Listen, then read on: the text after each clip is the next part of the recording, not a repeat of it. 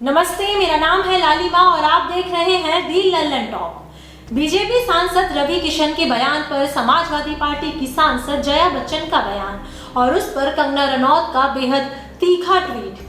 इस वाद विवाद से बॉलीवुड दो खेमों में बंट गया है। एक तरफ वो हैं जो जया को सपोर्ट कर रहे हैं तो दूसरे उनके विरोध में हैं। जया ने आरोप लगाया था कि ड्रग्स का शिकार बताकर बॉलीवुड इंडस्ट्री को बदनाम किया जा रहा है, पूरी इंडस्ट्री को गंदा नाला बोला जा रहा है जिससे कि वो सहमत नहीं है। कंगना ने जया बच्चन के बेटी को लेकर काफी कड़वी बातें कही थी इस पर, और अब कंगना रनौत ने अपनी बात पर फिर से पलटवार किया है। कंगना के बोल इतने तीखे हैं कि इंडस्ट्री वाले उनके रिप्लाई को शर्मनाक बता रहे हैं। पहले जानिए कि आखिर पूरा मुद्दा है क्या। जया बच्चन ने मंगलवार को राज्यसभा में कहा था, कुछ लोगों की वजह से आप पूरी इंडस्ट्री की छवि खराब नहीं कर सकते।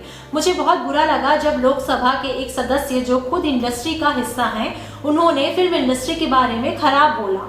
जिन लोगों ने फिल्म इंडस्ट्री से नाम कमाया वो इसे गटर बता रहे हैं। मैं इससे बिल्कुल सहमत नहीं हूँ। जिस थाली में खाते हैं उसी में छेद करते हैं। मैं सरकार से अपील करती हूँ कि इंडस्ट्री को प्रोटेक्शन चाहिए।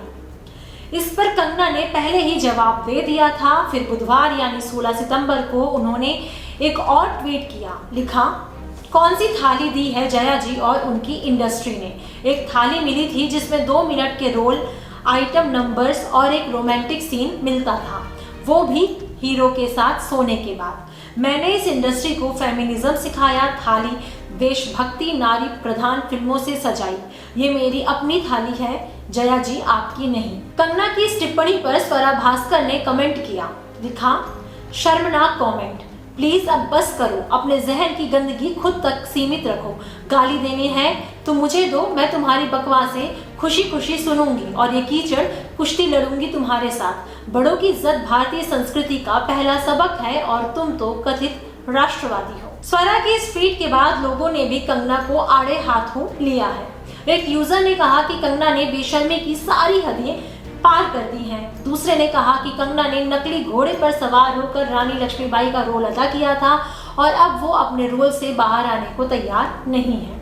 एक शख्स ने तो ये तक कह दिया कि अब कंगना का करियर खत्म। कहा, ये कंगना के बॉलीवुड करियर का अंत है।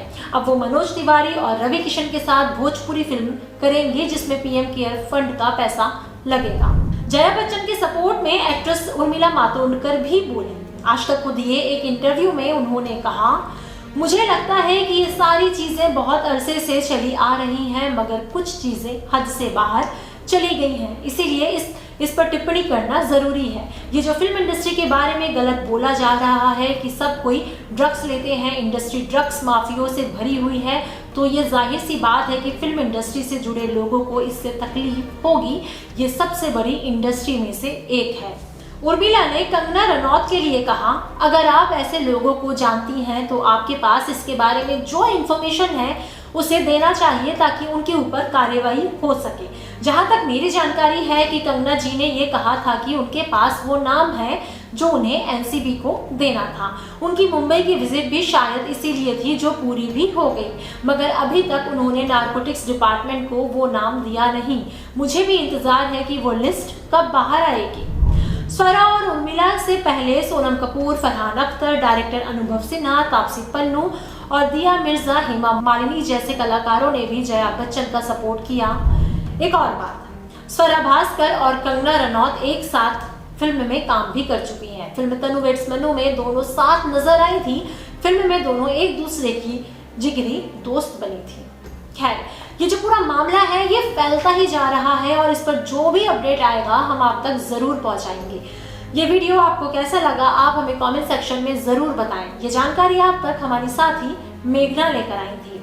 अगर ये वीडियो आप फेसबुक पर देख रहे हैं तो फेसबुक पेज को लाइक करें, यूट्यूब पर देख रहे हैं तो यूट्यूब चैनल को सब्सक्राइब करें, बेल आइकन पर भी क्लिक कर दें क्योंकि आपको जल्दी नोटिफिकेशन मिलेगा इससे। और थैंक यू।